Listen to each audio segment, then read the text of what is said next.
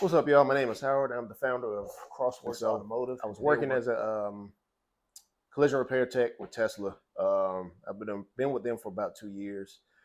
I decided to leave late 2020 to pursue some real estate ventures with some family. And honestly, I just wanted something different. I've been in this industry for the past going on 18 years. How we got to this point, we were in Raleigh about a month or two ago, probably 2 months ago, visiting one of my cousins who lives up there. My cousin Tracy, shout out to her. We're going to get some food, and asked what I've been up to lately. So I told her about business ventures, real estate, and all that stuff. And she kind of made a comment. What you really need to do is start a mobile mechanics business. So I heard her, but I'm not a mechanic for one. I do mechanical work on my own stuff, do suspension work. I don't do any heavy mechanical stuff on, friends or customer vehicles. My own stuff, I will, because it can only be mad at me if I mess my stuff up. But outside of that, I don't really dabble in it. So I heard her like, yeah, okay.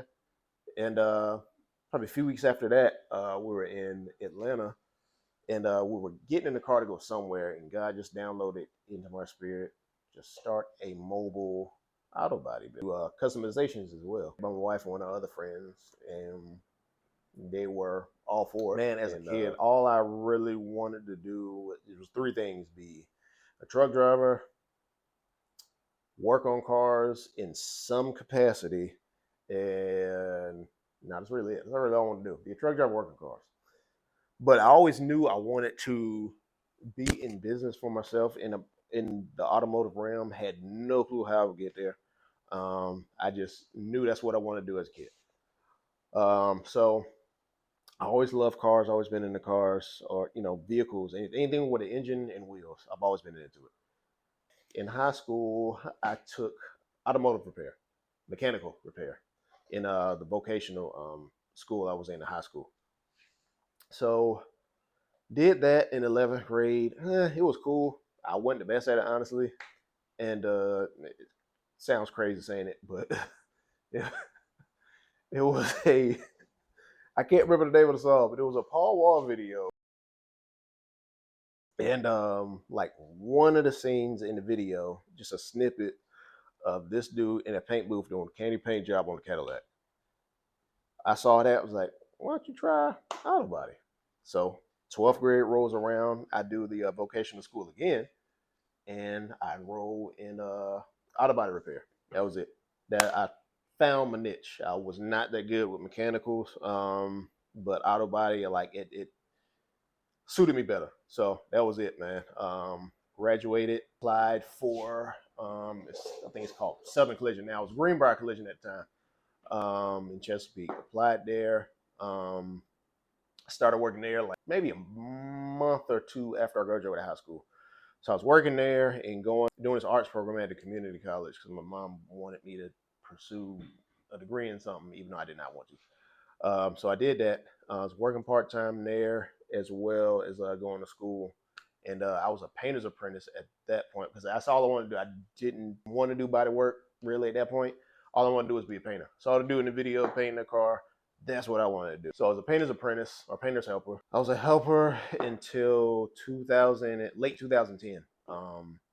One of my friends I went to school with, Brandon, he had a job at the shop was crazy enough, like right across the road from where Greenbrier Collision was, Priority Collision, real big dealer group all over Virginia.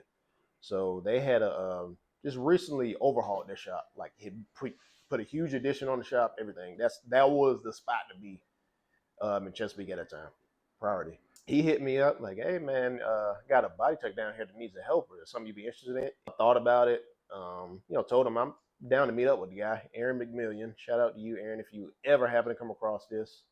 I met with Aaron, told me the ins and outs of the job, and I just agreed to it. All right, cool. Started like a few days later. I gave shop I was at like a couple of days notice, and I was out. Not the most professional thing, but I was young at the time. So gave him a notice. I was on a priority. I was a body man's helper, and that was it, man. Aaron taught me a lot of what I know, man. Late 2010, that was when I got my start on the body side of things. And I'm honestly glad I made the switch. Everybody says they're a painter because people from the outside looking in just think, oh, you're just spraying a car with a spray gun. It is not as easy as it seems. And anyone that tells you any different is psycho. I'd say as a whole, working at Tesla, a Tesla is a laptop on wheels. And the way they have it set up on the collision side of things, like we cover everything. I did alignments, I did tires, all the mechanical work, suspension. We didn't sub out anything. We had a service center like a mile or so away. We subbed out nothing. We had to do everything. That in itself was a challenge, and I accept that challenge wholeheartedly because, I mean, I love learning alignments, wheels, tires, all that stuff. Healthy challenge.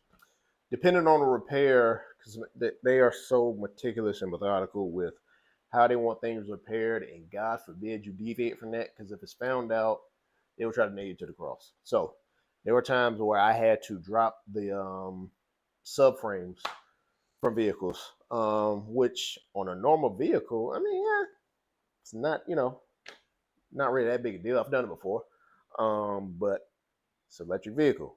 It's got electric motors in it. So there is a whole procedure you have to go through just to power the car down, be able to get it to the point where you can touch and remove the electric motors from the vehicle without killing yourself or burning the shop down. Like that aspect of it alone, just dealing with the whole electrical part of it, like, man, that was a huge learning curve. Huge learning curve. If I can think of a particular job, I had to say it was a uniside that I had to replace. I think it was a Model 3. I'll put some pictures up of it.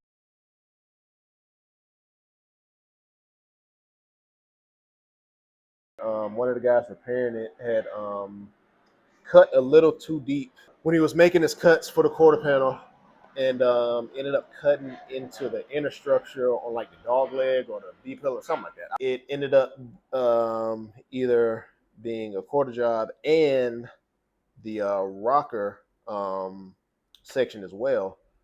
And me and a couple of other guys just came to the conclusion, like, just put the whole uniside up there. It just makes more sense, which sounds crazy, but that whole uniside was glued on. I think I did like 10 or so plug welds on it, I think, if that. I don't even think it was that many. But yeah, it glued on everything, man. But also with Tesla, they don't use Carliner or Chief or anything like that as far as measuring. I think you can measure on a Carliner or Chief, but Tesla, they, per their standards, you have to use a select car bench, which if you've never heard of them, just look it up. It is like a rector set jigsaw puzzle. It looks way more intimidating than what it is. Once you learn it, it's really not that difficult. You have to set it up for the particular vehicle, put it on the lift, and set the vehicle down on the frame bench. Like, it took me about 5 times or so to get through it. And I mean, by that time, I was able to set it up and put it together in like maybe 2 hours, 2.5 hours or so. But I mean, it another learning curve. I've heard about them from a bunch of different guys, older guys I work with, like, oh man, select is horrible. You don't want to do that. You want to do that. Never touched it until I went to Tesla. But yeah, man, I had to set this Model 3 up on that. And then you have different jigs that come out, whether you're doing a side measurement on the side of the vehicle or front, rear, whatever. It was just so time consuming. I had to take every stitch of the interior out of the car, the roof glass, windshield, and the back glass had to come out of the car. Like, Tesla tested me. I'm very glad that I took the opportunity to go there because, man, it really pushed me to my limits, and I'm forever grateful for that.